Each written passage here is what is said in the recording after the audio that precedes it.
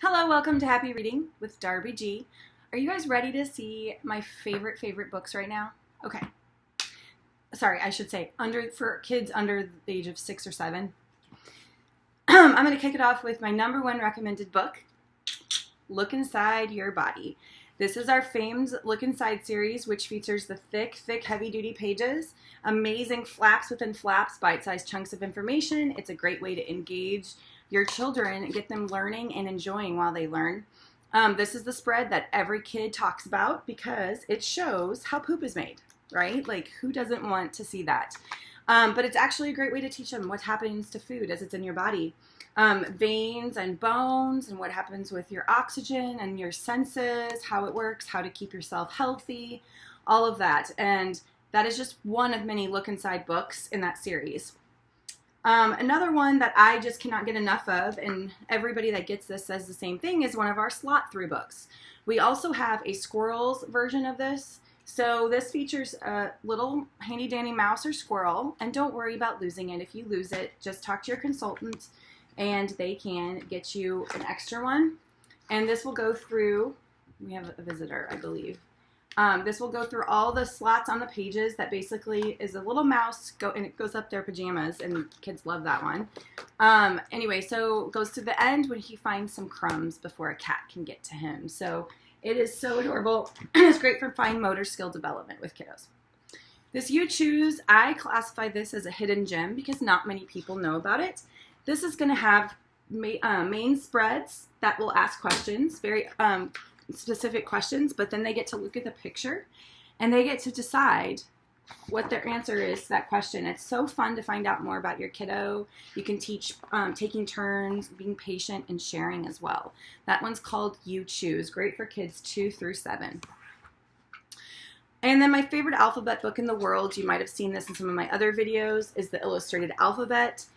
This one is an alphabet book on steroids because it doesn't just have the letters and be done with it. It has lots of little things that start with that letter, and then tons of things in the actual illustrations, which are gorgeous, by the way, to find that also start with that letter. And then to make it even the best book ever, it has alliteration, like, the snake seems sad at the sight of one soggy sandwich for supper. This is the book that made it click for Weston that letters have sounds.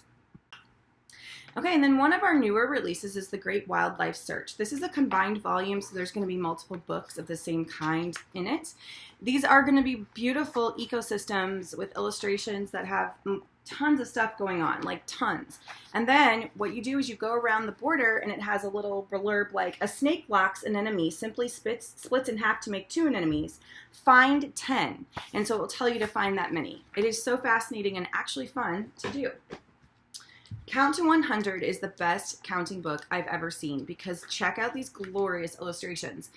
There's lots to see and talk about, so it's not just counting. You can make some fun math problems with it or just do a seek and find. The only downside, like I've said in my other videos about this book, is your child will make you count all 100 of those beautiful stars. So those are thick cardstock pages too, so count to 100. The Muddle and Match series is perfect for 1 through 6 and 7. These vocabulary words alone make it worthwhile. Like, you're going to teach your kids some words that don't normally enter their lexicon, like Jack, a jolly giant catcher, journeys up the gigantic beanstalk to steal jewels from the giant. Of course, that did not have the ones that I'm talking about, but there's some that have like really cool words. Anyway, so you mix and match. You can do the character. If you match it, it'll be alliteration, and if not, it's just a silly story. So we have several in this series. That one's our brand new one called with the fairy tales themed. Everybody, you got to know Nibbles. If you don't know Nibbles, may I introduce you to him? And now he's got a sequel. You have to get this picture book. It's a monster that eats his way through whatever's going on. So in this one, he eats his way through books, and there is a story within a story throughout it. And at the end, you capture him, and he gets out. And every kid goes nuts, right? Well, in this book, he returns and he takes you through the dinosaur era, and you're going to have little facts interlaced with just a silly story. And there's lots of fun things to spot, even for the older kids, which is cool because it has a long shelf life. It's not a babyish book, we'll put it that way. That's Nibbles. And then last but not least is the Picture Puzzle series. I want to tell you, I did not expect, sorry. And last but not least is the picture puzzle series. When I first saw this series, I didn't think much of it. I thought it would get old really quickly because there's only a couple prompts per page, right? Wrong. I have enjoyed doing it. My kid enjoys doing it. Every time we do it, we can't remember the answers, so it's perfect.